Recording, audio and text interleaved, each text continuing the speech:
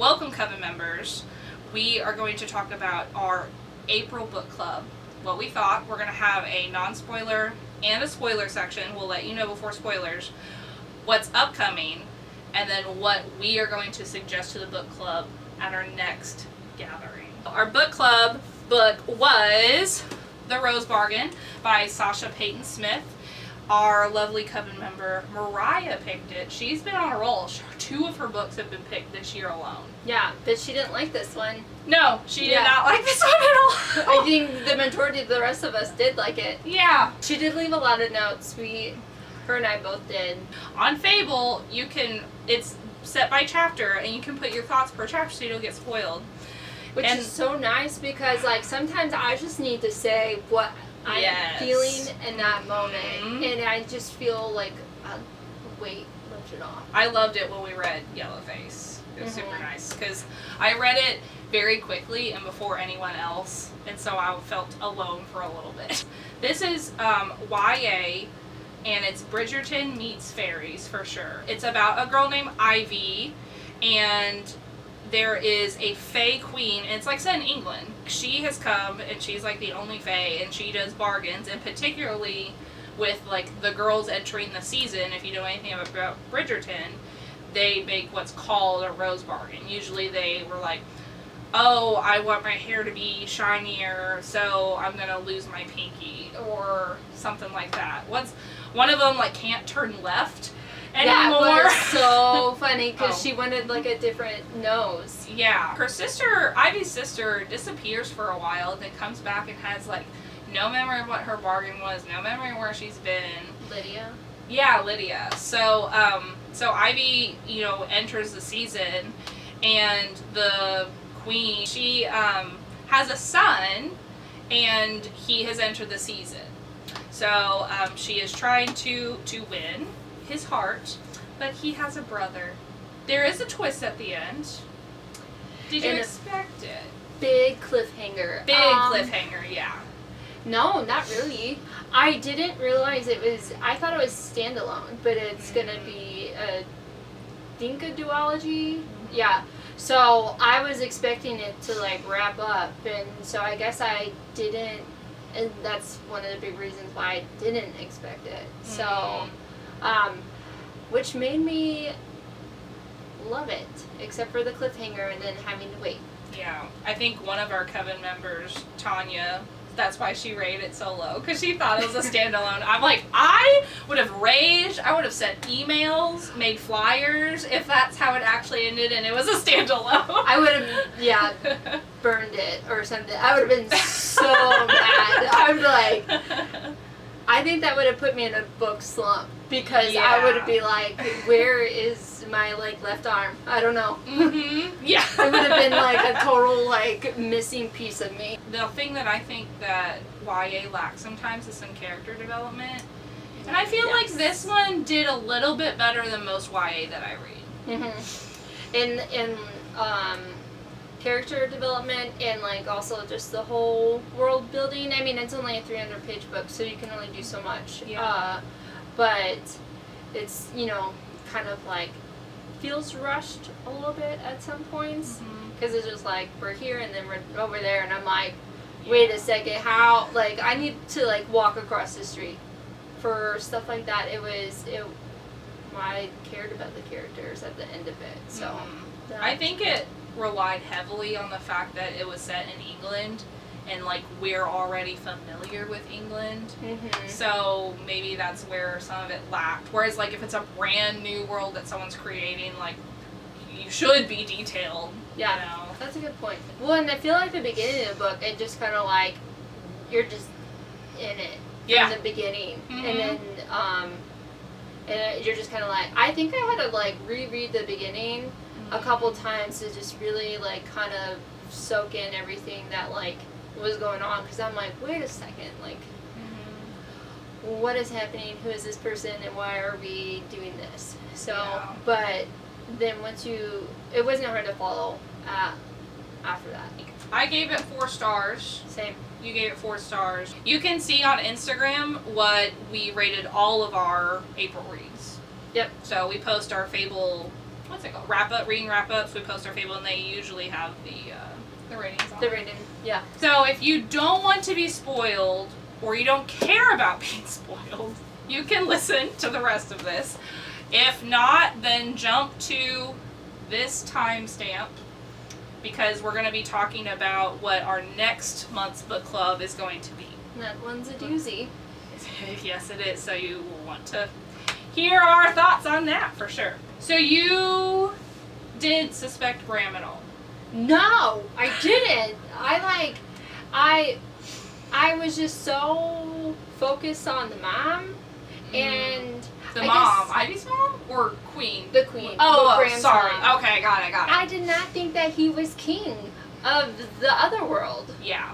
Like, I was so focused on he kicked the Queen out, and then that's why she's there. And so, I'm thinking that he is just, stern and hard and everything like that.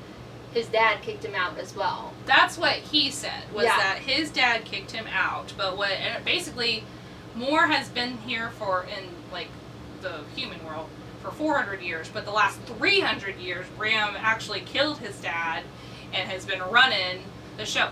Here's what I'm confused about. If you've read it and you know, please let us know down below.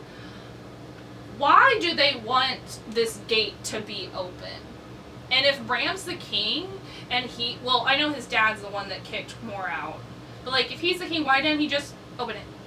Why do they want it open? Yeah, I guess, do they want it open just to play with the humans as that's a stupid reason. I know, right? Lydia asks Moore, her bargain was to, I just want a different experience. I'm always supposed to be the responsible one. Yeah. And then she's like, I want an adventure. And so, Moore's like, okay, well, here you go. And then that first night, she's like, I was dancing and I don't really remember till my feet were bloody and blah, blah, blah. And then Bram was like, you're no longer allowed to go to those, was it revels or something like that? At first, I was like, oh, she sounded like she had a really good time. Why is he locking her up? And then I realized that, she was there, for them to, kind of take enjoyment out of the, humans' pain and suffering. And so he was no longer, he liked her. And so he was like, no more. But I don't get, I guess, the ending for me, he went through all of this to get her back, but, he didn't really even end up liking her that much. I agree. Yeah, because he just locked her up. Yeah, and he was, not spending any time with her, but then he was like, I love you, and she's like, I love you too, but I'm like, why do you love him? He's not nice to you. He kind of did the same thing to her as he did to Ivy. As soon as he married her, then he just flipped a switch. I suspected him. Mm-hmm. I did not expect him to actually be king, but I was like, you're almost too perfect. Ivy, Emmett, Bram, all wanted the same thing. I mean, and they all were trying to achieve it the same way, I guess, by the crowning. Oh, yeah, with wanting the Ivy. Yeah. Yeah. Which I'm like, if I was Moore, why would I ever even, because she crowned her at the pole dancing thing. Yeah. So, and she did that, I'm like, why would you even? Yeah, that did seem like a very, what's the word that I'm looking for? A careless act. You would think that, but she said that she was just bored, so maybe she's not even thinking of it. Yeah. To give a quick rundown, Ivy enters the competition with a bunch of girls, and basically if they enter the competition to be with the prince, or try to be with the prince, they cannot marry another if they lose. Which you get at least a chapter POV of the different girls, and none of them want to get married. 2 of them are gay, so they don't want to be married to a man. Another one wants to travel. I think one's just my only prospects would be an old man, and I just don't want to deal with that. And I'm like, I don't blame you, girl. Yeah. So, but anyways, and then Queen Moore puts them through these weird trials. This book is actually quite, like, gruesome and terrifying at times. Yeah. I mean, literally, like you said earlier, dancing till your feet bleed, and, like, lots of bleeding in this book. And, like, removing of teeth. Yeah. And pinkies. Yes. Yeah, there's a lot of crazy stuff that is almost going on. Body gore. Emmett, who is, okay, so Queen Moore has a human husband. He had a son named Emmett, and her husband's deal was for Emmett to be legitimized as a prince, but he had to give up talking to Emmett. So Emmett is a prince, even though he is not Queen Moore's biological son. So him and Bram seem close. Bram is her biological son. Ivy kind of, like, keeps running into Emmett, and he knows about, like, the prophecy kind of thing, or how to break the original bargain of how she became queen in the first place. And so he's like, I'm going to help you, but of course, they end up falling in love. He's, like, kind of like the shadow daddy of the book. So. Sorta, yeah. As shadow daddy as Bridgerton gets. Yeah. It's like, as YA as you can get. For the moody, grumpy brother. Yeah. And then so Ivy wins the maypole. She gets crowned. And then she ends up marrying Bram. I know. And then he puts a little tiara on her, and that breaks it. And then everyone, their bargains are, like, returned back to them. Her bargain towards the end was to forget Emmett, because she was like, I love him too much, but I have to marry Bram because we have to, yeah. I will say it is a little scandalous, too, to, like, her meeting up with Emmett and then immediately going to Bram and being like, oh, let's get married. I'm like, girl. Meeting up with Emmett, which is the only scene in this book. I was so happy, but then I was so sad because it was immediate. She immediately. Yeah. As soon as they got done, she's like, okay, I gotta go see your brother. And I'm like, girl. Like, you haven't even showered yet. When everyone's bargains come back, or returned, undone, however you want to say it, Lydia ended up with Bram, and she's in the other world, which is the Fae world. Emmett was taken away, and Ivy just has her gaggle of girls, and... Girl game, yeah. I wasn't expecting this to focus so much on friendship as much as it does. And I thought that was neat. I loved how all the girls, like, kind of, like, worked together. Like, because at first I was thinking that it was going to be, like, to the death. Like, we're just going to claw each other's eyes out. And it ended up... Well, also, too, a little bit more background, like, Lydia was the, like, golden child, the one that, like, was supposed to bring honor to her family and, like, marry someone, like, a particular person who was, not a lord, but he was somebody. He had a title. Yeah, and they had money and whatnot, but then she was just like, no, I don't want to do that.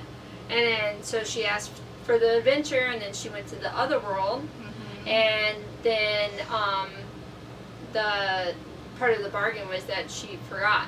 Yeah. So, she finally made it. She escaped from Bram, and then, but she couldn't talk about it. Is Greer dead? No. Her and her farm boy are, like, happily ever after somewhere. They have to be. I think she'll show up in the second book. She'll be like, them girls need someone's help. Yeah. Maybe need some horses, I don't know. Well, there's no way that, like, she could get rid of her, because her and Ivy just, like, kind of, like, settled their little, like, and then that Greer's mom was just so awful to her, like, just to kill her. Yeah. I mean, you could, but it just wouldn't be satisfying, I feel like. If there's not a body, I don't think you're good. Exactly. So. No evidence, that didn't happen. I'm excited to, well, one, I need Emmett back because I'm Team Emmett all the way. Yeah. Well, I guess obviously. But, like, I loved him even when Bram was nice. Yeah. Like, I was just like, I guess I just love all those, like, broody men that are, like, have damaged, emotionally damaged. She just wants love, and I'm like, I'll love you. So, our book club book for May is Full Moon Rising by Ruby Dixon. This was selected by our lovely Coven member, Stacy. Hey, Stacy. You've technically already started. So Yeah. I don't read a lot of straight up smut, and that's what this is. Yeah. I've read the Twisted series by Anna Huang, and have you read that one? No, I haven't read that one. Okay, I read that one, and then I read Neon Gods by Katie Robert. I haven't read that one either. And that's where my smut journey begins and ends. Have you read Credence? No. Oh. Any of the Never Ever series? No. Oh. Oh dear. I was actually happy that this one was picked because, like, my upcoming stuff is kind of heavier. So I was like, oh, good fun time. And how did you describe this book earlier, what it looks like? Lisa Frank. You guys remember Lisa Frank? I had Lisa Frank all over, like, in school. Oh yeah, all of my binders and notebooks. Yes. And yeah. So it's a beautiful book. I'm always up for adding a beautiful book to my bookshelf. But I know it's going to be a lot of smut. I know there's a Minotaur man. It's a full. Oh, look at that in paper art. So how far are you? Chapter 29? Out of... That's a great question. 51, 52? Okay. 52? So I'm like halfway through. Okay, Yeah. so non-spoiler, what is your impression of the first half of the book? So I am listening to it on audiobook. Oh, are you? I am. It was on sale, and I was just like, why not? Yeah. It's dual narrated, so Okay. I was like, I'll give it a shot. Is there a plot? Yes. Okay. Is it a good one? I don't know. Is it all a little boring, I will say. But I feel like I should like it more than what I do at this point. And don't get me wrong, I like smutty books. I have read the Never Ever series. I have read Credence. I like a good smutty book. There's some parts in it so far that I'm just like, whoo, okay, I need to take a break because I think it's the, like, him being an animal. And I have dogs. Oh. And so, like, some of it's just like, I don't know about this. So, this is not the smut for me, but it is so pretty. It is very, very pretty. I have to give it that. Well, we will make sure to let everyone know what we think when we're done. I'm not going to DNF it. I will finish it. Because Okay. there's a plot to it, which I think that, now that you bring that up, I think that doesn't happen a lot in smutty books. So I'm curious. There is going to be another book. I have seen Off it. of this one? Yes. Oh, interesting. In our book club, you are allowed to DNF. That is a rule. That is okay. We don't want to force anyone. You can even skip one. You don't have to read all of them. I don't ever want to force anyone to read a book they don't want to read. But I try really, really hard not to DNF book club books. I would have never picked this up. I picked it up because it was so pretty, but It's pretty. obviously I was like, oh, it's a Minotaur. But when I first I thought it was just like the top half, right? Yeah. And then I also thought that it was going to turn into like more of like a Beauty and the Beast situation, and he's a full-on Minotaur, like I feel like that should be more aware. Covens and Ovens also has a series of the year 2025. Your series was picked. Book of Azrael, it's Gods and Monsters Book 1. I already had this copy, and I thought it'd be a cool idea since all of us we're at least going to read the first book. I mean, there might be someone that DNFs the series. Again, that's allowed. But so everyone in the physical book club is going to read this actual book and is going to tab it, highlight it, everything. It's going to look like a wreck when it's done, but I'm excited. I went ahead and started it because if everyone's going to read this physical book, then we need to get done so everyone can read it. That way they can finish the series by December. Yeah, because of the fourth book. Yeah, the fourth book comes out in October. Yeah. I believe. I want to be done by the 4th book. Yeah. But I think we'll all be done. These are all also on Kindle Unlimited, so if you have Kindle Unlimited, you can read. I'm actually kind of excited to get to Kindle Unlimited. I've been missing my Kindle. I've been reading a lot of physical books, which is nice, but I have kind of a new Kindle too, so I just want to go back to it. I think you'll like it. I know I will. I think it's right up my alley. Yeah, I with think... like the romanticy and the little bit of spice. Mm-hmm. Chef's kiss. So I'm 53%. There has been no spice so far. Yeah, I hear the first book is like none, and then like the second and third are kind of spicier. Gotcha. Yeah. Okay. I don't know if I have read a book that has dived so deep into their characters. Like, and that has been really refreshing. It's been really, really neat. Throne of Glass. More than that? This is only book 1. So, like, is that 7 or 8 books? 7 books? It's 8 books. 8 books? With the novella. Okay, yeah. So 8 books. Like, yes, so much character development in Throne of Glass. Like, as an overarching, like, series, yes, so much character development. But, I mean, again, I'm 53%. And I feel like I know... Like, family? Yeah, like, I know these characters and, like, what they would do already. I'm really enjoying the plot. It's making sense. Side characters are good. The 2 main characters I really like. Good. So, right now, I would say it's on track. If I had to, like, rate it right now, I would do 4.75. Oh. Yeah. So I'm going to be like 6 stars. I think the only thing that, like, doesn't put it at 5 for me is because, like, it's more of a stylistic reasons. There are so many exclamation points. And that throws me out of it. I literally did make a note on a particular sentence, and I said, if this would trad publish, this sentence would never see the light of day. I disagree because, well, like, so Zodiac, like, the indie, Yeah. I hear it, well, I did read the indie version. Mm-hmm. And then I read some of the new published one. The indie, the writing is so horrible. And I'm not like, that does not ever bother me. Yeah. But, like, it does bother me when I get to a sentence and I have to, like, stop and really think, like, hard on, like, what they're trying to say. Yes. That is how that writing is. Uh-huh. I think that's why I love the audiobooks more, because it's just... They kind of fix it. They do. Yeah. But the published ones are still as bad, but not as bad, but like Yeah. they're still bad. So like you never know. This book follows Diana. Diana is I'm gonna butcher this name, and Igmarufin, I believe is what she's called.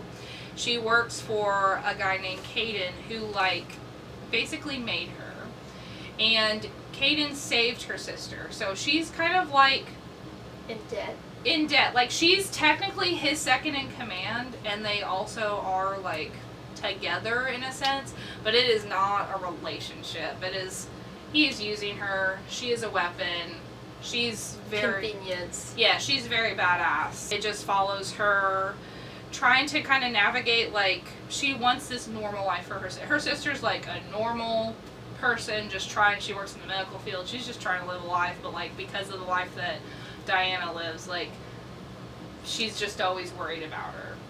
One thing that I will say that I don't really feel like is a spoiler, because I feel like you'll catch on to it pretty quickly, like, Diana is not the good guy. Oh, I love a good villain story. Yeah, so, like, I think it's really interesting to, like, hear from, like, that side of it and stuff. Mm-hmm. So, yeah, so I'm really enjoying it. I'm so excited. Yeah. I kind of want to read it last, so I can, like, get everybody... Well, wait, are you writing notes in it? Yeah. Okay, yeah, I want to kind of just, like, take in everybody's notes along the way. We actually have our physical book club tomorrow to pick our June book. And so, as of recording, we don't know what it is yet, but everyone that comes brings a book for a suggestion. So, let's hope that one of our books get picked. We wanted to tell you guys which books we were going to present. I'm going to bring the Reformatory. I feel like I will definitely need a good, something that's not fantasy, smut, or I'm going to need something that's like just really going to make me think and So is this a thriller technically? It's a horror. Oh. Yeah. Okay. So, it's about 12-year-old Robbie Stevens Jr. is sentenced to 6 months at the Gracetown School for Boys, an institution for kicking the son of the largest landowner in town in defense of his older sister, Gloria. So begins Robbie's journey further into the terrors of the Jim Crow South and the very real horror of the school they call the reformatory. I think that a lot of our Coven members are kind of looking for more thrillers because I feel like a lot of us are in our own fantasies right now. So, yeah. So, because actually, as a segue, I'm also suggesting a thriller, not a horror, which, again, here's a good pick. That'd be awesome. But this is Lucinda Berry. I don't ever see her in Barnes. I've had to buy hers off Amazon, but she's on TikTok a lot, and she seems really cool. But this one is Keep Your Friends Close. This girl, president of the Mobs Club, turns up dead in her own pool. It quickly becomes clear this wasn't an accident, and the party guests, all members of the club, are now key suspects in her murder. Ooh. Who's the husband? It was the husband, yeah. So this sounds like, honestly, a good classic, like, kind of whodunit. I'm like you, I kind of, for the book club specifically, I would love, like, a different genre besides fantasy, because, like, Book of Azrael's a lot right now. And then I plan on going into Night and the Moth.